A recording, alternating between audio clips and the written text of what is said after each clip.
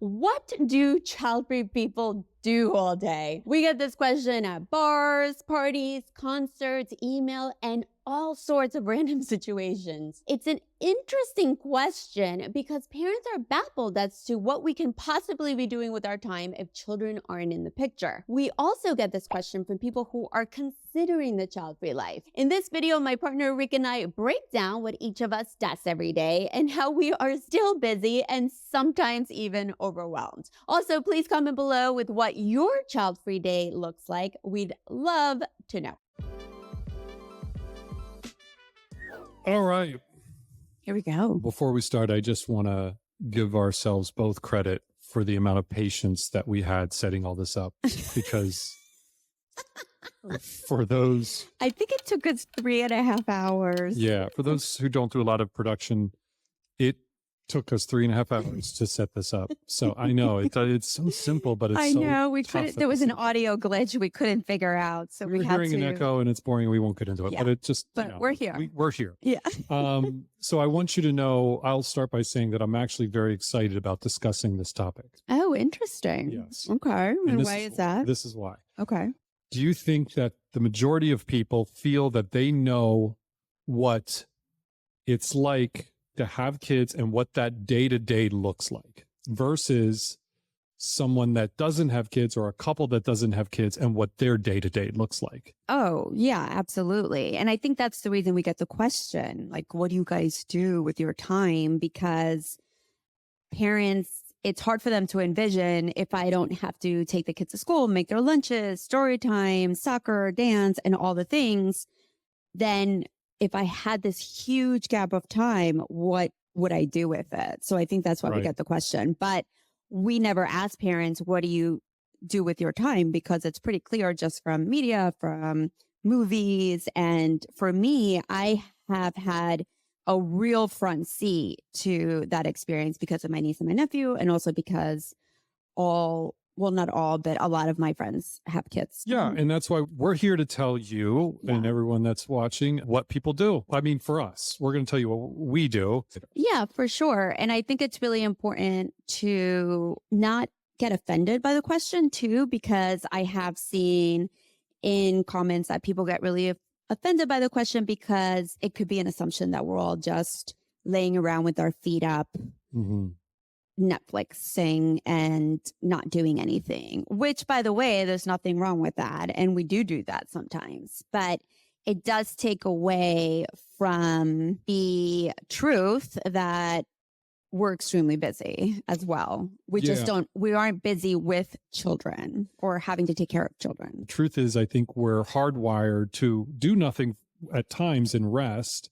But ultimately, that gets boring too. We want to be productive. We want to feel accomplished. So I think it goes to say that, the grass is not greener on either side of the, whether you have kids or whether you don't have kids. It's just a different trajectory of life. And that's what we're going to talk about today. Yeah. And I also think it's about time management, right? Like, it's not necessarily that child-free people have more time. I think that we have the luxury of playing with our time as far as when we want to do something and when we don't, right? For example, if you're getting up on a Saturday at 7 a.m. to take your kid to soccer game or practice, we can choose to maybe get up at 7 a.m. on a Saturday and be really productive with our day, or at 6:58, we can get up and say, you know what? I'm not going to do what I had planned. I'm just going to go back to bed. So I think we have more options with our time. Yeah. Well, we all have the same amount of time, right? That's factual. Right. It's what we do with it. I think, if anything, it could be more challenging in a lot of ways for child-free people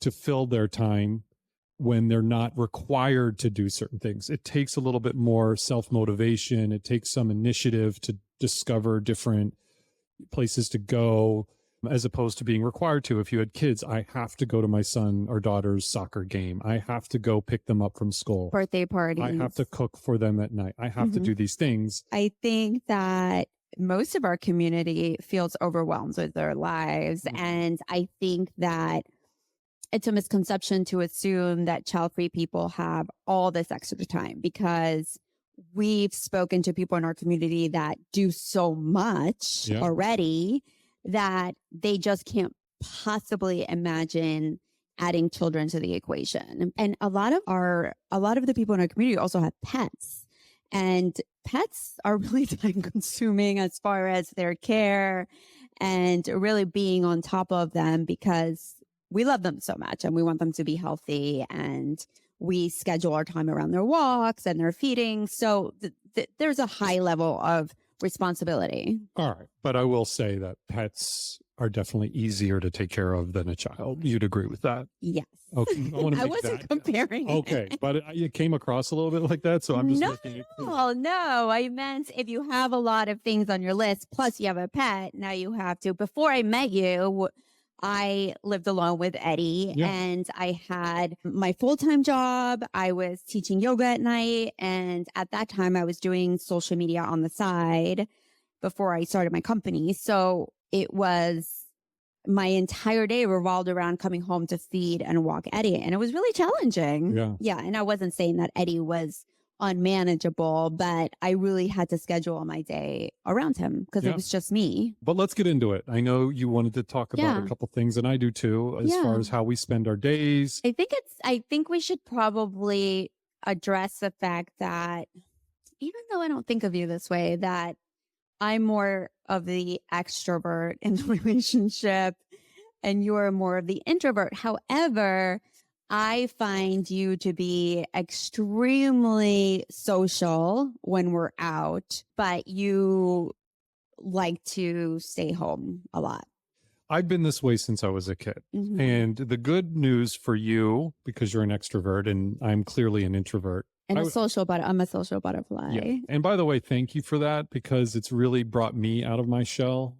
Just being around you and initiating all of the events and hanging out with friends and so on and so forth has really helped me ease into that socializing, that jet stream of socializing, I was going to say. Right. By nature, I don't want to do a lot. I don't know what it is. I've been that way as a kid, but I also know that when I do something, I tend to enjoy it. And what I've learned over the past 7 years dating you, and it's been a slow crawl to the top of socializing, when I'm pushed to go do something, go out, socialize, go to events, be active, do whatever, I genuinely enjoy it. I fall into a natural social. Absolutely. Yeah. Absolutely. You're really good in social settings. That's why when I tell people after they meet you that you're introverted, they can't even imagine it, because you're so talkative and you're so social once you're out. Yeah. But it's getting you out is the problem. I have to drag you out. Although I have to say,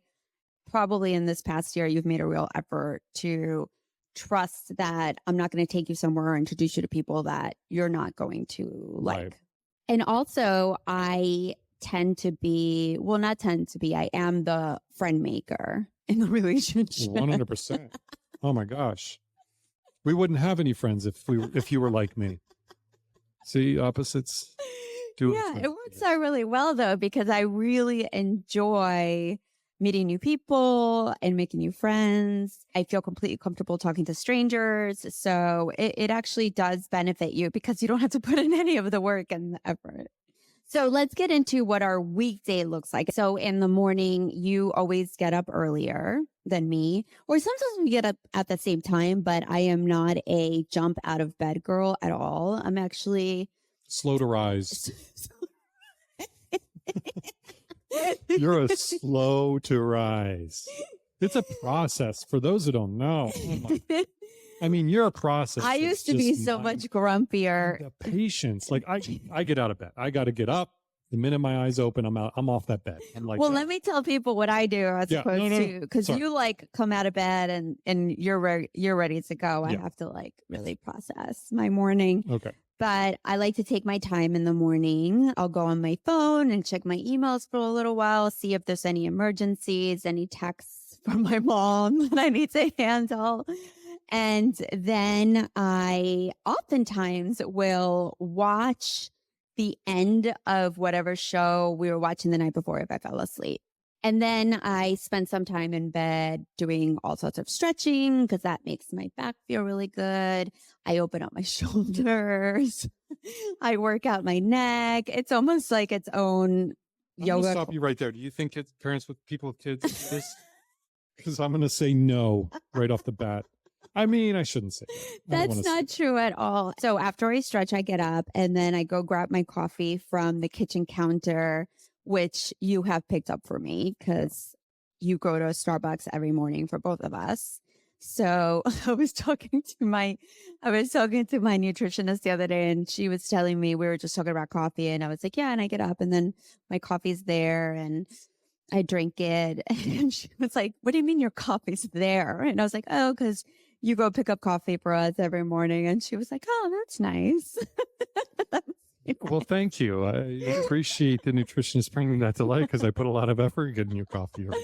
Anyway, so my coffee magically shows up and I drink. Well, it doesn't magically, right? We just established you did it. God. All right, go ahead.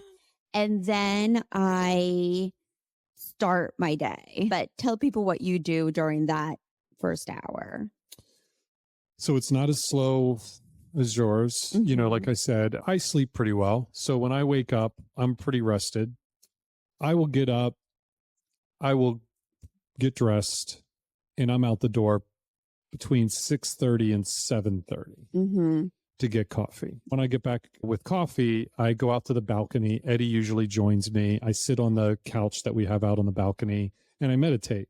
And I spend about, not long, 5-10 minutes just meditating, breathing, and just really centering myself for the rest of the day. Yeah, and I get to work pretty much after that. So if it's not a weekend. I go on, I start checking emails after a meditation and just start my day. Right. And we both work from home. Correct. But I tend to leave the apartment more than you. I really like to go somewhere, whether it's a coffee shop or we have so many places around us that I go to work, and I really enjoy doing that. But of course, on days that we're doing YouTube videos, that we're creating content, where I have lots of Zooms, obviously I can't do that, but there are times that I can. Separating yourself for the day, it really helps our relationship. It helps our mental state. It helps enjoying the day. It really does.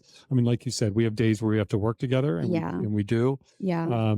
But I found that, leaving, going to separate spots has really been helpful. Some of our day, on some days, is working on our relationship. On Sundays? On some of the days. Oh. On Sunday. On Sundays, we work on our relationship. No, on some days. Oh, yeah. On some days, we do spend some time working on our relationship, and we have that's a constant. Yeah. We have the time to do that, which I think is really important, whether it's in the evening or, of course, we need to spend the day working if it's really bad on our relationship. Listen, we put in work like everyone else. We do. Okay, so after work, usually you go to the gym in the middle of the day. And I mean, I'm going to say it. Most people can't go to the gym for 2 or 3 hours. No. Which is a luxury that you can do that. I only take an hour. I always have. And I think it's usually because my choice of workout is yoga. So I'll usually go to a 60, sometimes a 90-minute class. So that I like to be done in an hour. Yeah. If not, then I start to get antsy because I have a lot of anxiety of what I need to get accomplished before the end of the day. Right. All right. So now we're mid to late afternoon at this point. So we're now into late afternoon, and dinner, like the idea of dinner comes up. And lately we started trying out meal plans so that we can cook at home. And we're into like our second week maybe of cooking meals.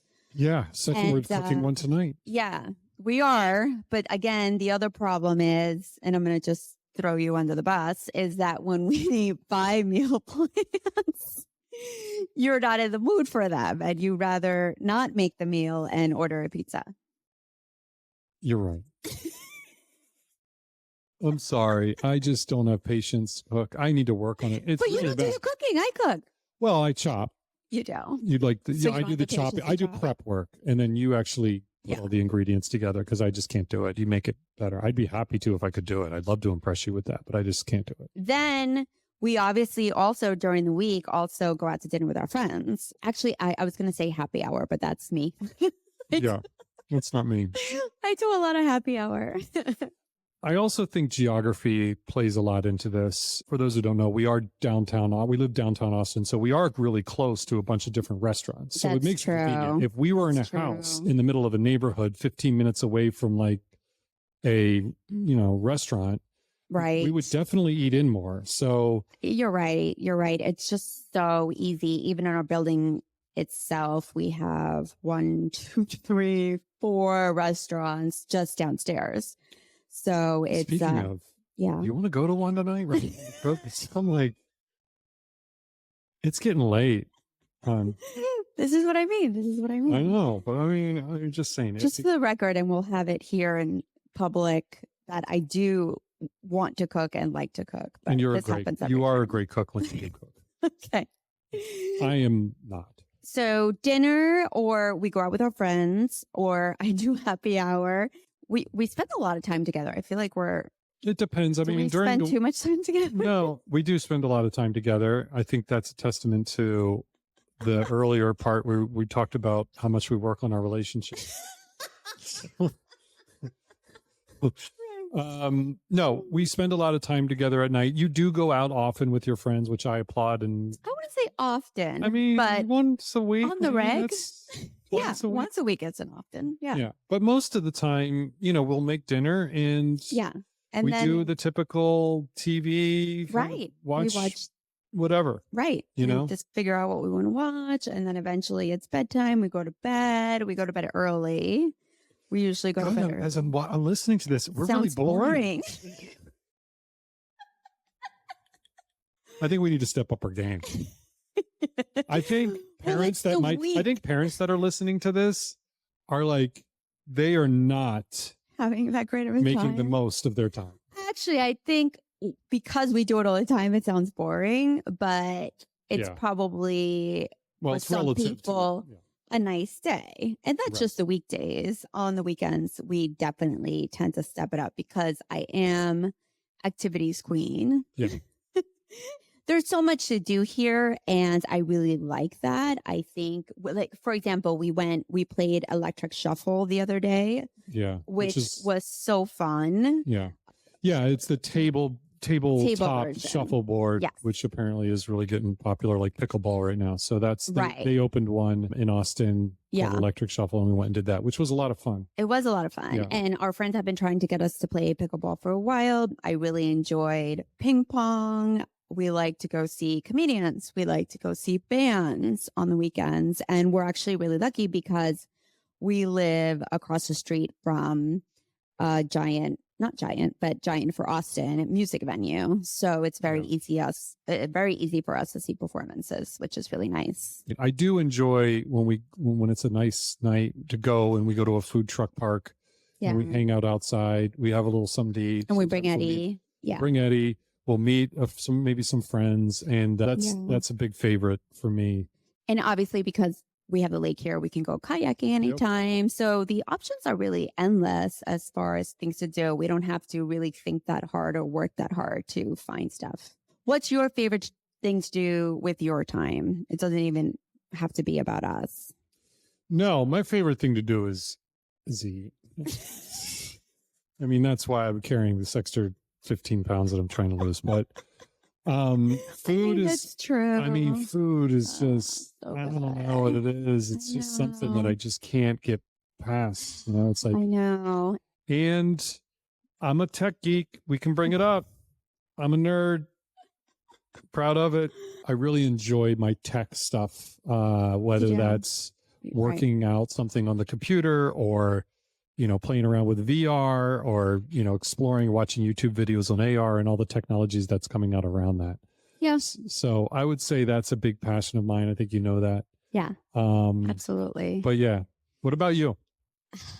Well, I think you know what my favorite thing to do in the entire world is. Hug Eddie? Oh. I really don't know. Dancing. That's your favorite thing to do in the world? Probably.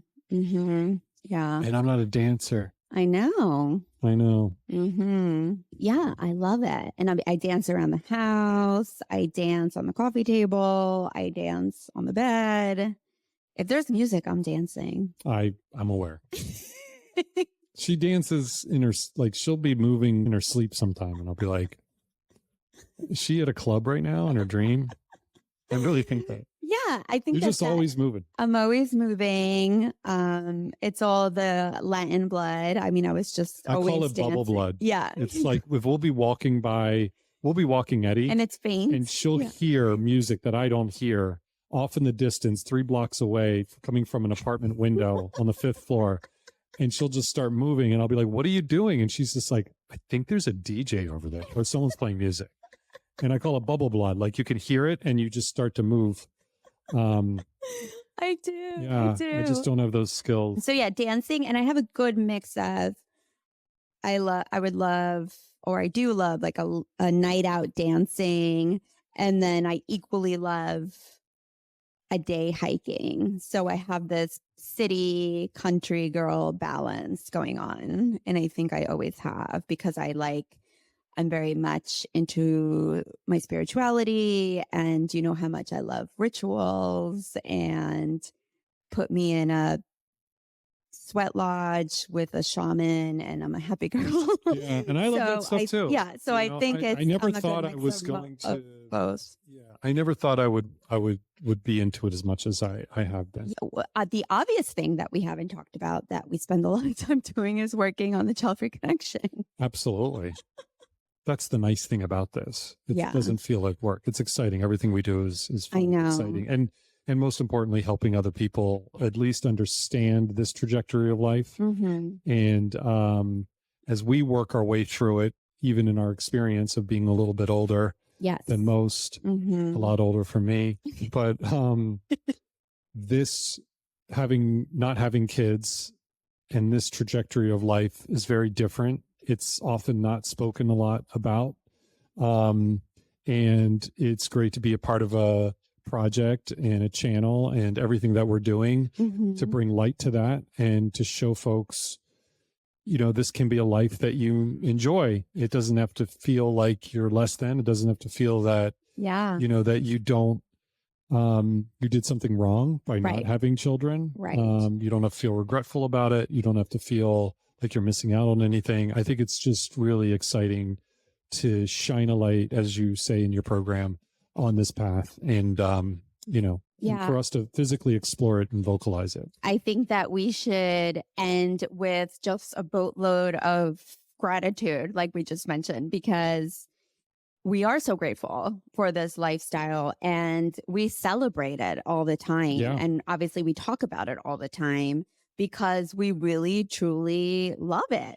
We absolutely love it. We do. There's not a day that goes by that I don't think, wow, I am very lucky that I chose to not have kids as opposed to get pressured into having them or feel like that's just something I should do.